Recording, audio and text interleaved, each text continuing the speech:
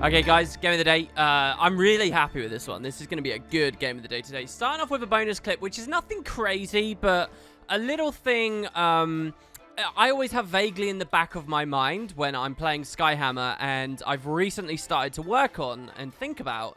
And really, the first time I did, it paid off for me. So it's worth looking at and thinking about here. We're going to the hammer. Now, I'm on a fresh air build. And not every build is going to be in this situation. But if I'm at the hammer, I'm going to be super vulnerable. Anybody coming through here, there's so many horribly deadly things here. A hollow comes through this, I'm in a terrible situation. A mirage comes through this, I'm in a terrible situation. A reaper does. This is not conducive to easy fresh air kills up here, really. You need, kite space, and you need clear lines of sight and so on. So I'm pretty vulnerable, and just through the way that this game's gone, I need to be here, I feel, at this time. If I can secure this, I actually double neutralize and obviously add some assistance to the fights that are going on there, force a couple of dodges or whatever. So anyway, as I'm up and I'm vulnerable, you might think, well, what should you do? Because I'm going to get blown up. Well, here's a nice little play that I make. Instead of looking at the portal, so I came through this portal here, the enemies are going to come out of this one. Instead of looking at the Asura gate, I actually look at the entry Asura gate back down on the map, because you may forget this and you may not realize this in the moment, but this is just a function of the map. It's in the sky above the rest of the arena, realistically. And if you look over the edge here, you can orient your camera. It used to be easy with the holes that used to be up here and whatnot. You can actually see the gate. And so what you'll see I do is I'm holding my camera like this. And you might think I'm really vulnerable because I can't see anyone coming at me, but I actually can. Because I'll see the opponents walking into that side. And this will tip me off, right? So here, look, this is my cursor, and I see that there's a player there. I click the player, I see it's a mirage. And I actually see as well that I think he's casting a mantra there. As soon as I see the mirage is moving towards it, I think, oh god, a mirage is going to come. This is going to be really bad. And watch this now. The target disappears. Now, I didn't press my hotkey to turn that off there. The target disappeared, telling me he's stealthed. So I know a Mesmer's about to stealth burst me. So the second I see that, I get off the cap. Like, what did I have to tip me off to this? Nothing. And oh, look, just here is a Mesmer who could have done a lot of damage to us. So yeah, it's worth thinking about. I've not done it that many times, so I don't know how reliable it is. You know, it does feel kind of vulnerable instead looking all the way over there. But here, it pays off for me big time. The Mesmer can't do anything to me. I just stand at this very simple area. He doesn't know what to do with his axe abilities. We keep tracking even through his stealth and his evasion and stuff. We swirling winds to avoid the pistol stuff. And we even win the 1v1 there, which is not an easy place to win a 1v1. And realistically, I don't like trying to take 1v1s. But for a crucial objective, and it was pretty nice. I even get to rot in there. So bonus clip, something to think about on the Skyhammer. Yeah, and we get it just before this Necro comes in as well, which is perfect. So yeah, let's get on to the actual game now. All right, now this game, it might just be the high of having played it today, but I really think this might be the most fun game I've had during Season 2. I think this has been a really, really fun game, and hopefully we can learn some things and we can talk about some things as we go through. I'm playing Fresh Air on Coliseum. Coliseum is possibly the best map for Fresh Air. Legacy's pretty good, Revenge is pretty good, but you know, like I said, lots of wide open spaces. It's not a bad map, and so this is going to be a really, really, really fun game. We send our hollow to close, which is fine. It's alright to send a hollow close. They can defend themselves in the 1v1, and even if they have quite a volatile 1v1, they're going to blow a lot of the enemy's stuff, making the enemy vulnerable to a plus later. I think hollow's alright taking it there. Obviously, having the hollow at the mid-fight's pretty huge as well. But one thing people underestimate is there's so much like mobility baked in and stuff in the game these days. The time it takes for your close pointer to rotate up and join the mid-fight isn't actually that major anymore. Anyway, we rotate up. We're just trying to hold ourselves safe right now. That's all we're doing. We see that there's a Reaper over there. I call a target. So I've actually hotkeyed the contextual keybind pinging as well. And I'm using that a ton at the moment in games, wondering if it helps people to realize when there's a down state they can help cleave out, or realize when there's a res they need to deal with because there'll be a sound cue for them. I don't know. Or that they're missing something really basic. Or quite often I just ping someone. And it doesn't feel like enough, so now I ping them with like a hand saying, please assist me. It says in chat, like, I need you to assist me. So, I don't know. Anyway, We take the target. Our Rev goes in. We burst it down. It's not as clean as it can be, but it's pretty good. And a classic situation here of Scourge not standing with his Firebrand. If the Scourge is casting from the ledge, the Firebrand needs to be back with the ledge with the guy. If the Firebrand's going deep and wants to hold the node early, then the Scourge should be as well. What's happened with the red team here is they've kind of clunked up a bit in the... they've got a very tanky mid.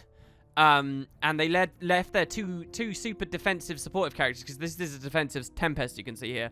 They've left them both on the node with the Scourge vulnerable on the side, and we abused that on the blue team here. We managed to take them out. So there's going to be a lot of resing this game. I go for the FGS cleave, which you guys know how monstrous it is. It really is monstrous. They managed to double res through that there, though. I think really I was the only one applying pressure at that point, which is really unfortunate. So at this point in the fight, with the close pointers coming in, or their close pointer coming in, because you'll notice ours has been held back by their warrior. At this point in the fight, what you really want is you want to hope that the cleave you did while they were rezzing was costly to them. But apparently not. I mean, that's a lot of barrier there. That's a lot of defensive boons. Hold the liners up. Everything is up, basically.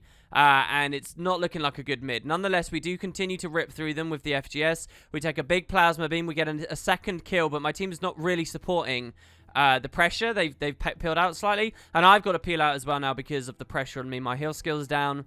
So they get a very quick res again. And this time the Rev probably feels like I felt here, in that the Rev kited out last time and now I've kited out this time. So they get the next res. We go for the Scourge again. I still think that the Scourge is a good target, especially with his shoddy positioning. So we get him down a third time. And here comes another res. There's a stealth. So they've got a function gyro in here as well. So they've got Scrapper, Tempest, Firebrand supporting the Scourge. And they're resing it hard. So what we really have to do is start rotating for the rest of the game. As soon as this engagement is decided, and it looks like we're going to lose it right now, right? What we need to start learning how to do is how to split them apart. Because it's going to be a pretty tanky fest here. So, yeah, I notice our health's getting low. I'm basically drained of my heavy cooldowns here. And I'm thinking we need to decap, right? So, so often when I'm on Fresh Air, I wish I was on Thief. Because I make so many rotations that it's like if I just had a short bow, I could do this so much quicker, or I could just shadow step. So all I really want to do here is either decap or take the full cap. And because the enemy team is so sustainy, it means our team's not that volatile either. So I actually do take the full cap. The reason for this is none of the enemy teams on respawn. You notice I'm not even really holding the camera there because, you know, that's, well, I do have a quick glance there. But, like, there's no risk of something happening there. They've invested all on our half of the map, so this actually becomes a reasonable node now. And because my team's not too volatile, the theory is we can eventually all just pull out, and then we have sides, and then they're tanky fights, but we own the node, and then that's fine. It turns out there is a respawning Spellbreaker here. I guess he got kicked off of our close point and lost that fight, which is something I hadn't seen in the moment. Spellbreaker 1v1 is totally something I can do on this map. So he messes up majorly with his dodges there. Doesn't play very well. Goes into the shield block, which we interrupt with the Gale. I let him get far too close, to be honest, there. He gets the slow on my heal and then interrupts the heal at the last second. So what's kind of nice here, because he's gone super aggressive, is I do still own the node and I'm getting very valuable points right now. Every single point will count on this game, let me just tell you. So this is really nice. Like the warrior watching this back, you know, you're going to see lots of gaps that both teams can create. Anyway, so he rampages, we dodge, and we get away. We're careful of the first boulder. Here I make a terrible mistake, really. One thing that I keep forgetting is that in Rampage, they're tanky, so don't try and counter-cleave too much. Not on this build.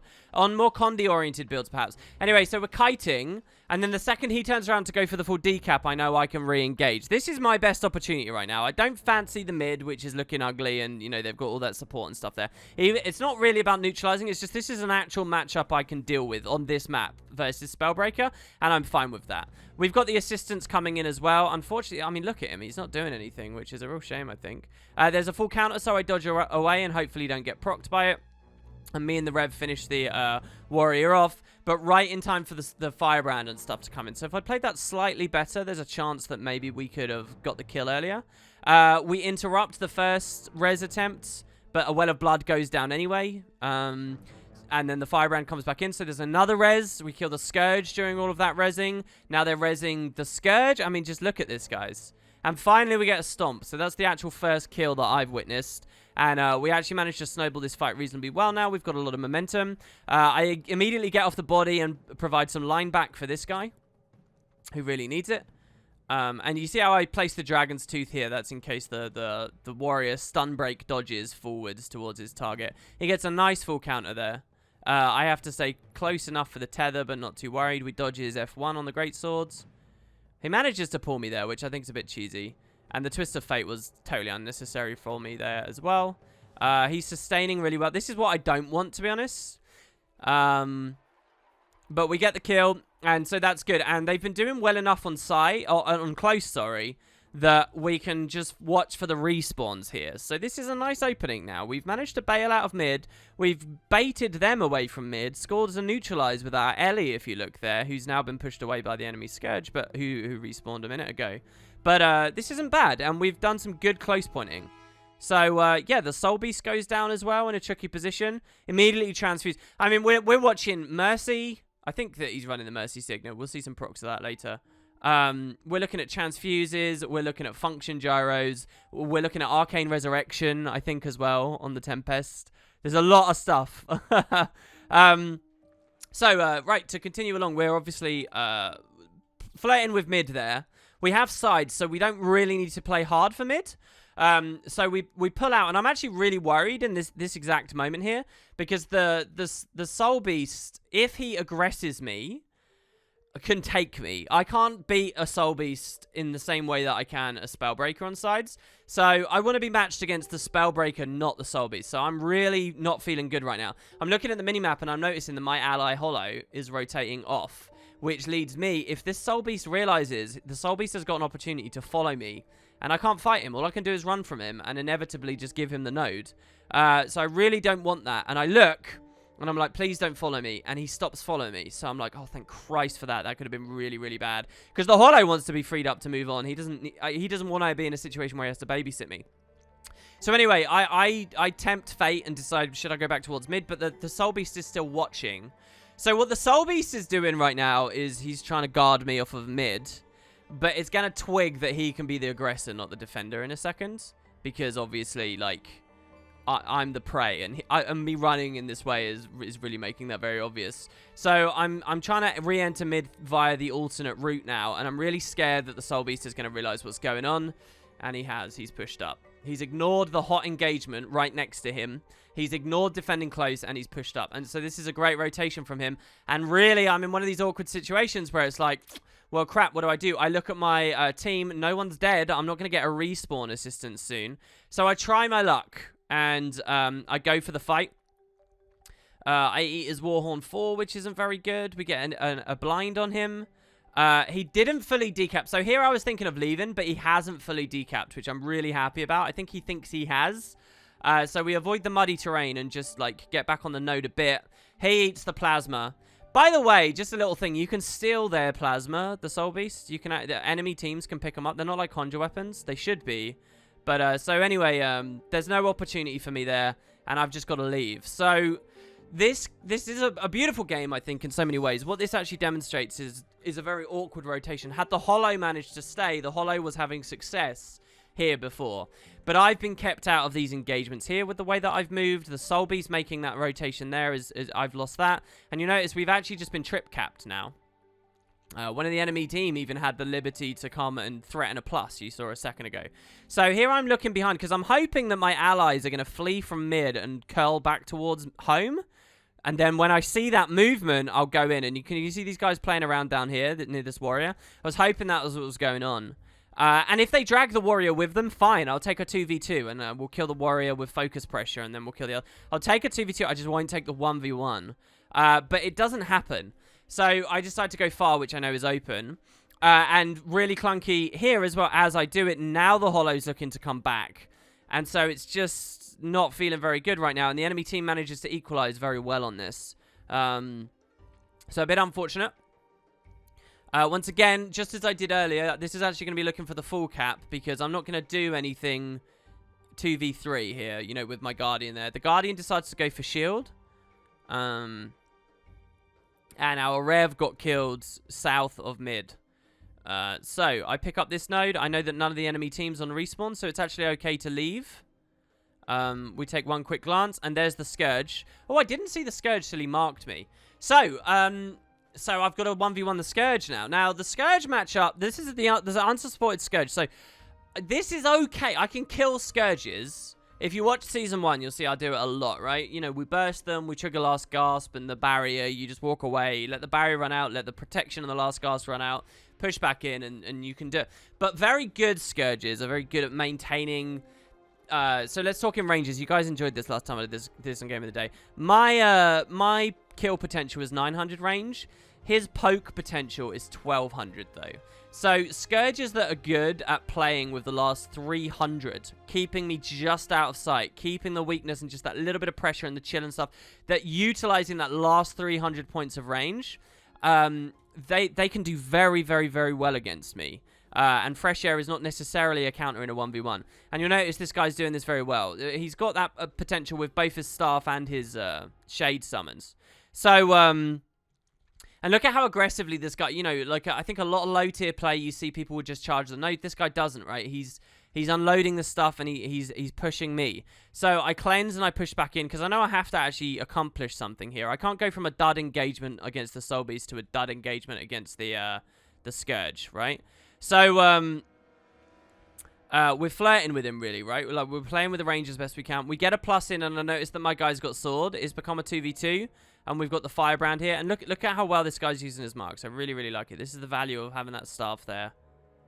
It's something that the Reaper builds, or a lot of people playing Reaper at the moment, are actually missing out on. So then the Scrapper comes in, and obviously we don't want a 3v2. So what this game is because the enemy team is so tanky, it's, you know, they've got Soul Beast, Warrior, Scrapper, Firebrand. The only, like, well, I don't know. And even the Scourge is a very attritive kind of DPS, kind of damagey, team fighty kind of thing. So, yeah, like, look at this. Look at what I have to resort to just to be able to pressure this guy. The Arcane Wave, the back edge of Arcane Wave, which is 1200 range, just so I can do a little something. And look at how I have to hit him. And the second we try and get in range... there comes the pressure, and we have to pull away. We have to. Then, as soon as he changes his mind, because he knows he wants to be at mid, I have to dip in and try and close that gap, try and get in range for a bit of damage. He comes back at us. We have to CC him as we run. He turns around, and you know, we go back and forth like this. And this is really what it looks like, to be honest. Actual sort of higher level FA stuff. Again, not to be too arrogant sounding, but, you know, it's not... If I just charged him at any point here, he would have killed me. So I have to, like, get in and poke. But it's really hard to do that. I got to use the super... And look at the Mark 5 there, just before we can get in range every time. So, you know, Coliseum's good for kiting away, but it's also that there's a downside in that I can't use lines of sight myself very well to close those gaps. So anyway, I realize I don't have an opportunity there anyway. We've managed to zone the Scourge away. This isn't pure low value what I've done here. I just want to be very clear that... I've paired the Scourge off. The Scourge hasn't been able to do anything, and really he's some of their only damage potential in their entire composition. So if I've paired him off and he's not able to do anything, then, you know, we get to hold mid, nuke, we get to do whatever. I'm not saying it's a high value play, but it's not a bad play. It's kind of a neutral play, and being able to sustain a neutral play on this build, which really, you know, wants to snowball some stagger, you know, create some stagger in the opposing team and just 2v1 kills down very quickly, is good enough for me, right?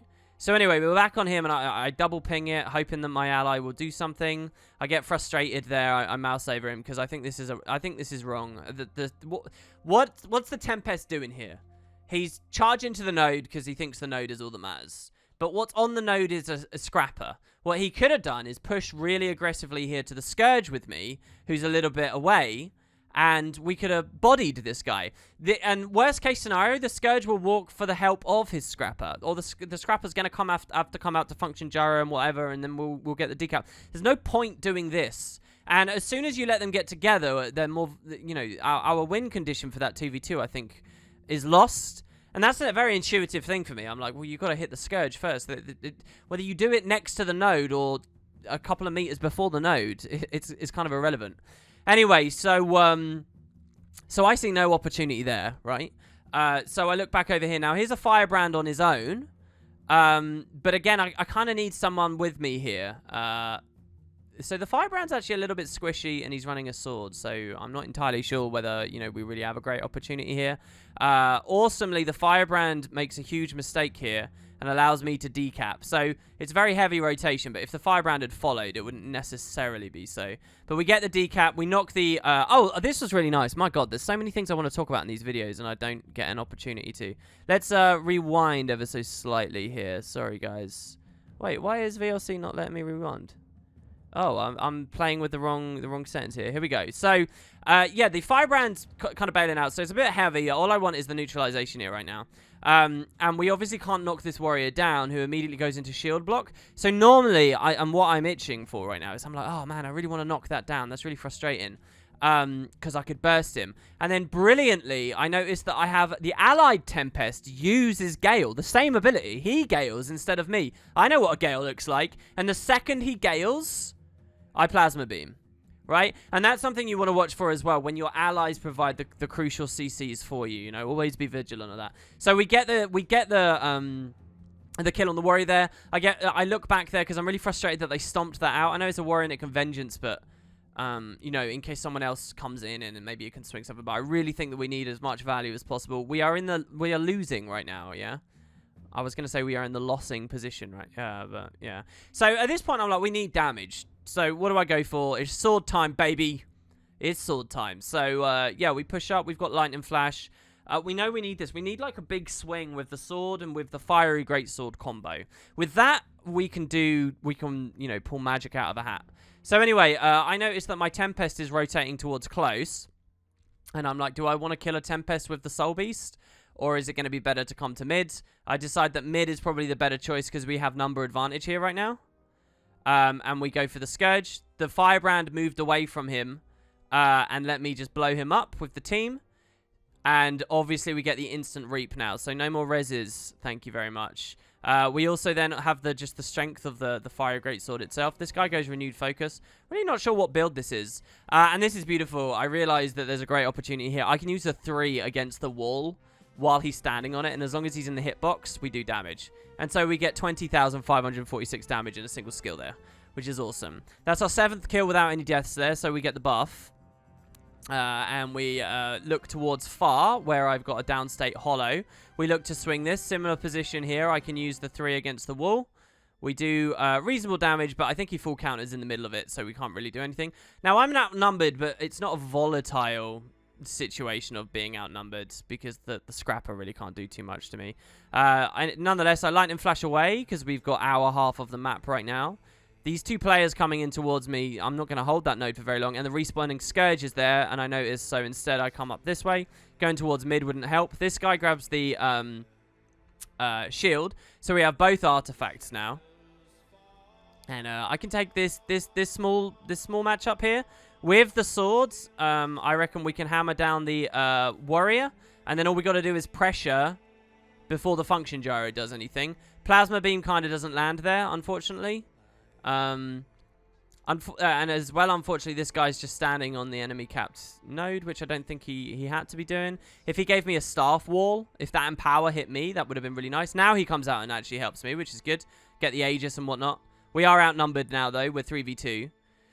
So, yeah, we got to be very, very, very incisive about who we fight. So here's a rampage, and we're using the about face, the look behind keybind to see it. So because I'm looking behind as I'm running away, I see that the boulder gets thrown, and I dodge roll the boulder. Then we got the rush, which we have the Aegis from before. Then we blind. We actually double up a blind and evade there, which was kind of bad. And here's something really nice. I see the next boulder. To get 2 boulders in one rampage, the timing is really precise when you play warrior. And he actually gets the double boulder. So here I was trying to blind with the arcane ability. But I don't land it. We immob instead, but he can shed the immob with warrior's sprint. Even still, though, we get hit with the boulder, and I'm not that scared because I know that the second boulder you're forced out of rampage afterwards anyway. So he leaves and he tries to full counter. I ignore the full counter. I use the magnetic wave after the timing is over so we won't hit him with it. The idea there being to cripple, and also if he blade trails, we can reflect that so he doesn't cripple us. Come up to the kite spot. He messes up the simple jump. Remember, to make this jump, you got to go from the raised bit of the circle. I gale and go for the decap, so this is a big swing here. This is really important. Look at the score, right? So they're at 412 points. I need that decap. Managed to get it. There's another full counter, and I'm frustrated that the Tempest came in, because I could have taken this as a 1v1. I think he could have been valuable elsewhere. But I don't know. Mid's kind of clean, so fine, I guess. And yeah, together then, the Warrior, so the Warrior, you may have just watched there, and the Warrior just died, and it was like, what the hell happened there? The Tempest wasn't doing anything, he was an Earth Overload. You gotta remember, like, the Warrior has been chaining full counter into movement, into full counter, into, he's got nothing left, right? If you avoid enough stuff on a Spellbreaker, there is always a point where, it's always really satisfying as well, where the adrenaline is just gone, because they just haven't been able to get any hits, or do anything, and then they just die. You can always feel it as well when they're expecting their F2. Like, their muscle memory is like, oh, F2 should be up about now. But they've been missing so decisively for so long that they don't have it, and then that spells disaster. Sorry, I want to talk about my decision-making here as well. So let's go back. So we kill the Warrior. Let's watch this again. And obviously, let the Tempest cap. The Tempest has to stomp that out. But the Tempest can cap, which keeps us with the 2 cap and them only with 1, which is enough to get us back in the lead, right? Though the enemy team is winning right now. 3 minutes left on the clock. This Scourge is down and obviously being rotted, which is very good. I'm happy to see that my team accomplished that. So what do? Just stand around here? We could turn around right now, knowing that the Scourge and the Warrior are about to respawn, and we could assist our Tempest, right? I instead decide to rotate with the Rev. Now, the Rev and I don't know. I guess no, I make that decision, do I? Oh, yeah, I do, because I see that we have a 2 cap, and all we need is the 2 cap for the win condition. So instead of pushing into a tanky engagement with the Rev, right, he's against side-noding Soul Beast and a Scrapper, all right? Have fun with that, mate. So instead of pushing in with the Rev, who I'm hoping won't suicide, and people have been playing reasonably well here, so I'm hoping he will just walk away. And that's a pretty easy engagement to walk away from. Instead of going with him, I'll let him be outnumbered, and then I'm just going to make sure that we sustain what we have here. I know that they have respawns coming in on our Tempest, so I was really happy to see the Tempest here. I was really happy to see the Guard here. And all we got to do is just maintain this. So that's what I prioritize here. And I think that was a big moment of decision making. And what you'll actually see is the Rev is fighting that for ages now. Also, it's a bit quiet on the map right now, and again, nothing's very volatile, so I go for the next sword. This is maybe a questionable sword because there's only really one big fight left of the game. 1 or 2 big fights left. So, you know, how much value you get from it compared to the time you spent walking to grab it is, you know, maybe questionable. So now that I've got the sword, I do consider for a second, can I maybe help the Rev? You know? But I decide not to because I see that a Tempest goes down. The Guardian scored a kill in the middle, which is very good. The Rev did manage to pull away, which is very good. So we go to the far point, which has now been neutralized. So this neutralization puts us in a really risky position. We did take the lead because we had the 2 cap for just long enough.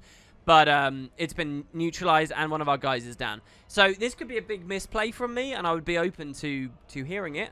You know, going for the sword and hesitating in the way that I did, I've kind of, you know, not been active enough, right? Maybe I could have gone to the Rev really quickly, or there's been a lot of like dead time here, and the punish on the team here is that this is a really, really dangerous situation we're in now because the Scourge and the Warrior are here that we knew about the whole time. Nonetheless, though, I can come in and swing this. They don't have any supports with them, and I just picked up the sword, so we get a very quick reap on the Scourge, and so the support comes in, and he's trying to res it, and we've got to do enough damage for the Reaper to land, but he reses super quick, so we can't do anything except kill the Scourge again, who once again is not positioned well. So the Scourge is good with like their skills and stuff, but in terms of playing with a Firebrand, not so much. I think that's a big difference, by the way, between kind of good Q players and tournament players, AT players. People in ATs actually understand how to work as a team and position as a team,